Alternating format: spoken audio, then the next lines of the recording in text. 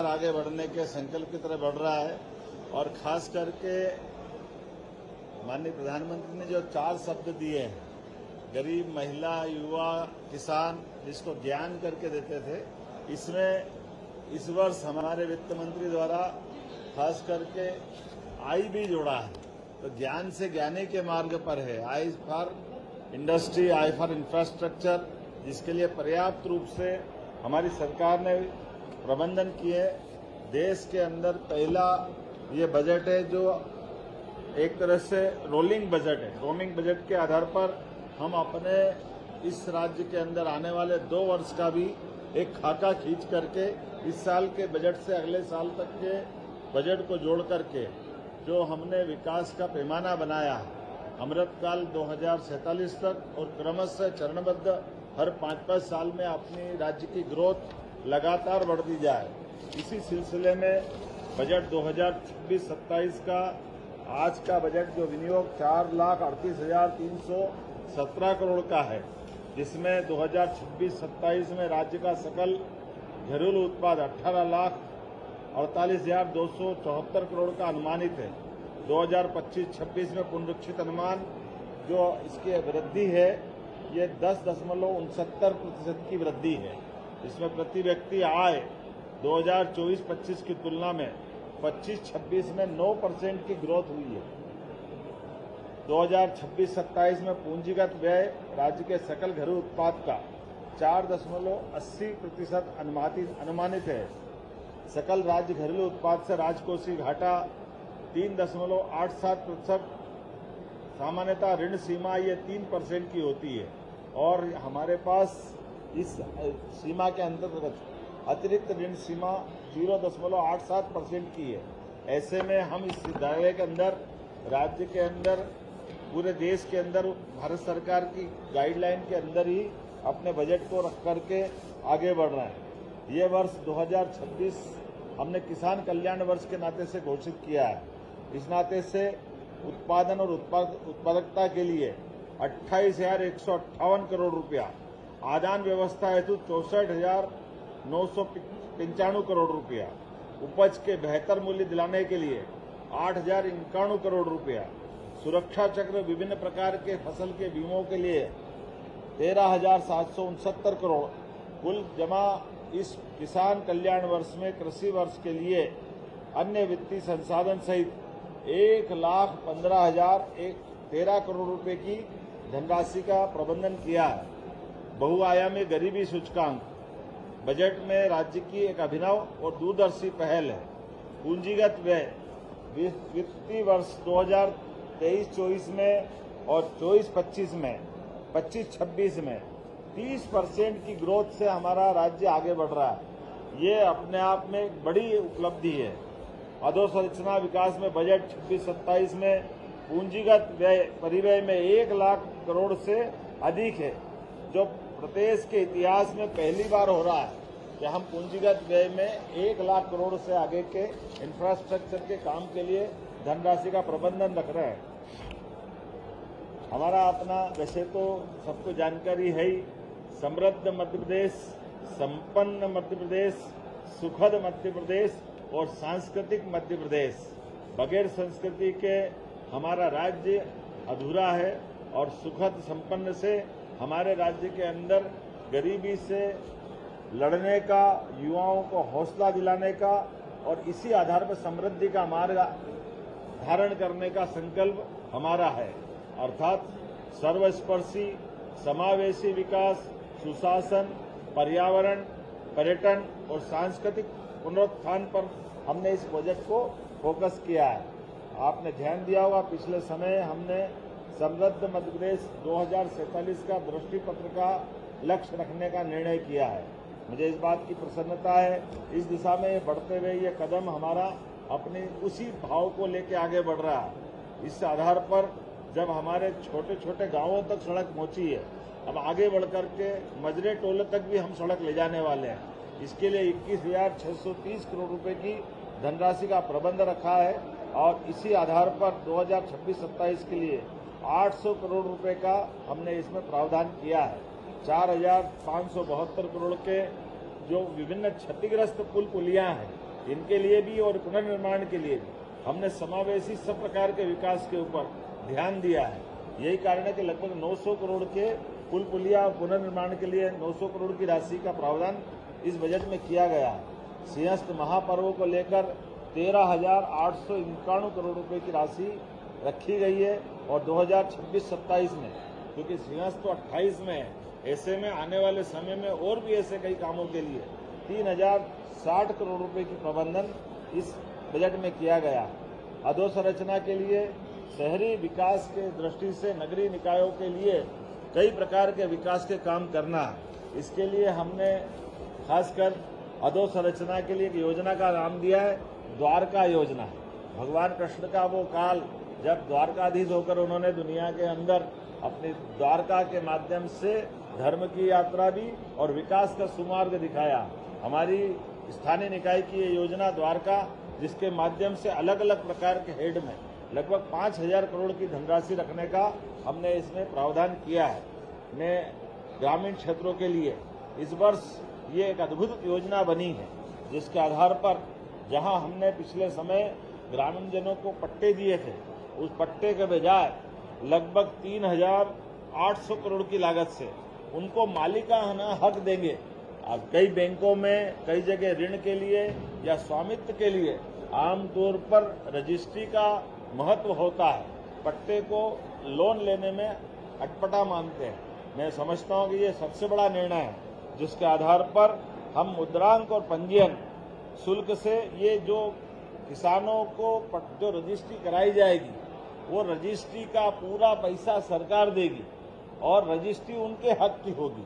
ये हमारे लिए सबसे नया नवाचार है और पूरे देश का भी पहला नवाचार है, जब हमारे अपने ग्रामीण अंचल के प्रत्येक व्यक्ति को उनके अपने खुद के दस्तावेज में रजिस्ट्री का सारा खर्च सरकार उठाने जा रही है। यशोदा दुग्ध प्रदाय योजना, अर्थात स्कूल के अंदर 5 वर्षों के माध्यम से हमारे बच्चों को आमतौर पर फूड के आधार पर, फूड के साथ साथ टेट्रा पैक में अर्थात पैकेज में दूध भी देंगे और दूध से उनकी अपनी पोषकता के साथ साथ ये नवाचार हमने प्रारंभ किया है। इसके लिए भी 5 वर्षों में 6,600 करोड़ का प्रावधान हमारी सरकार के द्वारा किया गया। मुख्यमंत्री लाडली बहना योजना, आप अंदाज लगा लो, इतना बजट तो 2002-03 तक का कांग्रेस के शासनकाल में 1956 में मध्य प्रदेश बना था। लगभग 20-22 हजार करोड़ का बजट रहता था। अकेली लाडली बहना योजना के लिए हमने अपने बजट में 23,883 लगभग 24,000 करोड़ का बजट लाडली बहना के लिए ही रखा है, क्योंकि हमने विकास के लिए पर्याप्त ध्यान दिया है। तो हमारी योजनाओं के लिए भी प्रतिबद्धता है, हम किसी योजना को बंद भी नहीं कर रहे, लेकिन पर्याप्त धनराशि देकर के हमने जो हमारा कमिटमेंट है उसको निभाने के लिए आगे बढ़ रहे हैं। विकसित भारत गारंटी फॉर रोजगार योजना हमारे लिए, इसमें आजीविका मिशन सहित लगभग 10,428 करोड़ का प्रावधान इसमें भी किया गया है। मैं जब आपसे बात कर रहा हूं तो कुल मिलाकर के ये बजट समृद्ध, संपन्न, सुखद और सांस्कृतिक मध्य प्रदेश के सपने को साकार करने वाला है। एक तरफ जब हम बजट में आगे बढ़ रहे हैं, 1 रुपया टैक्स नहीं बढ़ाया गया है। ये हमारे बजट की तीसरे साल की विशेषता भी है। जब से हमारी सरकार बनी है, हमने 1 रुपये का बजट, 1 रुपये का कर बढ़ाया नहीं। एक इसका कारण बेस ये है कि हमारे अपने वित्तीय संसाधनों का बेहतर सुप्रबंधन करते हुए, अलग से कोई किसी पे टैक्स न बढ़ाते हुए, उपलब्ध टैक्स के आधार पर सुव्यवस्था के बलबूते पर बजट को लगातार बढ़े जा रहे हैं। हर हेड में राशि बढ़ा रहे हैं। योजनाओं को, कोई योजना को बंद नहीं कर रहे हैं, बल्कि हर योजना के लिए धनराशि का पर्याप्त प्रबंधन करते हुए हम वो सब कर रहे हैं जिसके लिए राज्य की आवश्यकता है। इसलिए आज जब देश का तीसरा सबसे युवा राज्य मध्य प्रदेश है, तो युवाओं के लिए, रोजगार के लिए भी पर्याप्त प्रावधान किए हैं। हमारे विकास के सभी पैमानों के लिए एयरपोर्ट से लगा करके नए प्रकार के ग्रीनफील्ड रोड बनाने तक, नए कॉलेज और नई सांदीपनि विद्यालय से लगा करके नए हॉस्पिटलों तक, मेडिकल कॉलेज से लगा करके सभी प्रकार के इंडस्ट्रियों तक सभी प्रकार के एविएशन के प्रोत्साहन फलस्वरूप हमारा राज्य एकमात्र राज्य है जहां हेली सर्विस के आधार पर भी हम पर्यटकों को अपने से जोड़ करके उनके लिए एयर बीमार है तो एयर एम्बुलेंस और घूमने आए तो उनके लिए हेलीकॉप्टर की सुविधा भी दे रहे हैं और जहां हेलीकॉप्टर की सुविधा दे रहे हैं वहां प्लेन की सुविधा भी दे रहे हैं और प्लेन की टिकट के लिए आमतौर पर जैसे उत्तराखंड के अंदर अगर 3 मिनट का वायुयान सेवा या हेलीकॉप्टर सेवा में व्यक्ति बैठता है तो लगभग 15 से 20 हजार रुपया उसको लगते हैं। उसके उलट हमारे यहाँ 45 मिनट की यात्रा में हम केवल उससे 1/10 ले रहे हैं, बाकी का सारा पैसा हमारी तरफ से दे रहे हैं। इसी के कारण से हमारे सभी प्रकार की हवाई सेवाओं में सफलतापूर्वक अब तीसरे वर्ष भी प्रवेश करते हुए पर्याप्त प्रावधान किया गया और यही कारण है कि देश के अंदर सबसे ज्यादा पर्यटकों की संख्या लगभग 13.5 करोड़ से ज्यादा अगर आई है तो मध्य प्रदेश में आई है। मुझे इस बात की भी प्रसन्नता है, धार्मिक पर्यटन ने भी हमारे अभी तक के सारे रिकॉर्ड तोड़े हैं, जिसके आधार पर देश के अंदर सबसे ज्यादा पर्यटकों की धार्मिक पर्यटकों की संख्या भी अब अपने प्रदेश के अंदर आई। इसी के साथ साथ विदेशी पर्यटकों की संख्या भी उल्लेखनीय 1.5 लाख से ऊपर की संख्या में हमारे राज्य के अंदर विदेशी पर्यटक भी आए, लेकिन आने वाले समय में ये इनकी संख्या और बढ़े। इसलिए टेंट सिटी से लगा करके स्टार और स्टार से लेकर होम स्टे तक सभी प्रकार के क्षेत्र में हम विकास कर रहे हैं और साथ ही साथ वन्य जीवों के लिए भी हमारे यहाँ वन्य संपदा पर्याप्त रूप से है। मुझे आज की ही आपको जानकारी देते हुए आनंद है, हमारा चीता परिवार और बढ़ रहा है। आज नए चीतकों के नए शावकों का आपने सबने दर्शन किए होंगे। हम सब महसूस कर रहे हैं कि हमारे पास 35 से संख्या बढ़कर 38 हो रही है और 8 वयस्क चीते बोत्सवाना से इसी महीने आने वाले हैं। एक एक करके सभी प्रकार के वन्य प्राणी और इसी महीने कोशिश कर रहे हैं जंगली भैंसा जो लगभग हमारे यहाँ 100 साल पहले विलुप्त हुआ है, असम से वो भी आने वाला है। पर्याप्त धनराशि का प्रबंधन करते हुए हमने बजट में इस बात का प्रावधान भी किया है कि जब हमारे जंगल में जानवर बढ़ रहे हैं तो जानवरों के साथ सह आवास के आधार पर बफर जोन में जो आवासीय बस्तियां हमारे ग्रामीण अंचल के लोग रहते हैं उनकी सुरक्षा के लिए भी फेंसिंग का पर्याप्त प्रावधान रखा है। एक तरफ हम जनजागृति के काम कर रहे हैं, उनके लिए आकाशवाणी की सुविधा दे करके अगर हाथियों का दल भी आ रहा है तो जंगल में हाथियों के दल के मूवमेंट के आधार पर वनवासियों के साथ हमारे ग्रामीण वासियों को भी सूचना दे करके जंगल के जानवर भी सुरक्षित रहे और मानव भी सुरक्षित रहे। ऐसे कई प्रकार के हम काम कर रहे हैं। उम्मीद कर रहे हैं कि विकास के इस क्रम में लगातार हम आप सब मिलकर के यशस्वी प्रधानमंत्री के नेतृत्व में आगे बढ़ते रहेंगे। एक बार फिर वित्त मंत्री हमारे वित्त विभाग के सभी अधिकारियों ने काफी मेहनत करके अच्छा बजट बनाया है। मैं आपके माध्यम से उनको सबको भी बधाई देता हूँ। रहना की राशि का प्रबंधन किया है और क्रमशः हमने कहा कि 2027 तक जो कमिटमेंट किया है हम निभाएंगे। किसी भी लाडली रहना को राशि से वंचित नहीं होने देंगे और निर्धारित लक्ष्य तक प्राप्त करेंगे।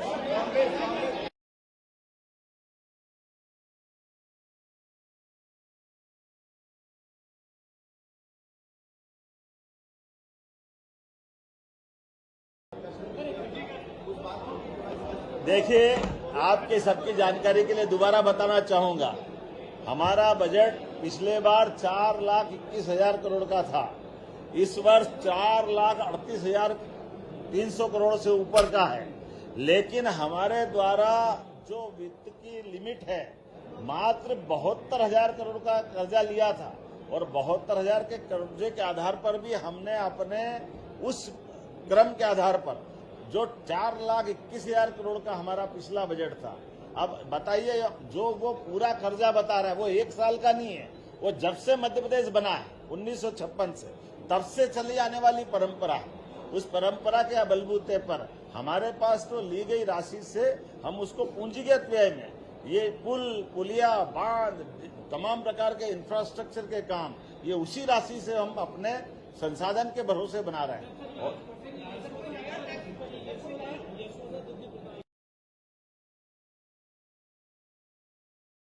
आपको इस बात को हमको कहने में कोई गुरेज नहीं है कि अगर अच्छी योजना है माँ यशोदा ने अगर कृष्ण कन्हैया को दूध माखन से साथ बड़ा किया, तो हम भी ये चाहेंगे ऐसे कृष्ण बलराम स्कूल में दूध पी के हष्ट पुष्ट हो, आनंद आए। और द्वारका की नगरी की आनंद तो हमने सबने देखे ही है। ऐसे में हमारे नगरीय निकाय के माध्यम से योजना द्वारका के आधार पर 5,000 करोड़ की धनराशि देकर के सभी प्रकार के विकास के कार्यों के लिए प्रोत्साहन देने का काम किया।